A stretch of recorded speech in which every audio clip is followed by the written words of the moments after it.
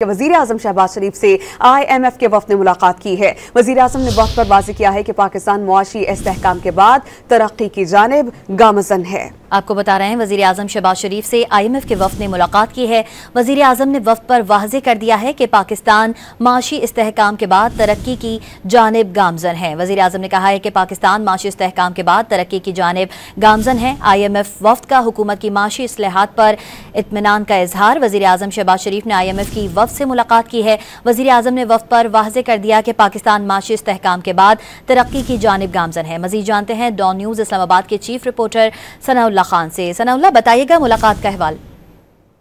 देखिए, मुलाकात में जो पाकिस्तान की इक़्तिसादी टीम है वो भी शरीक थी और इसमें पाकिस्तान और IMF के जो ताल्लुकात हैं और जो IMF का प्रोग्राम है उस पर बातचीत की गई है और वज़ीर आज़म ने इस एतमाद का इज़हार किया है कि पाकिस्तान में जो माशी इस्तेहकाम है वो तेज़ी से बेहतरी की तरफ गामज़न है और आने वाले दिनों में माशी इस्तेहकाम के नताइज भी आना शुरू हो जाएंगे।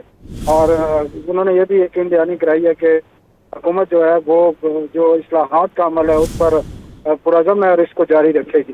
जी, सनाउल्लाह खान हमारे साथ मौजूद थे, आपका शुक्रिया।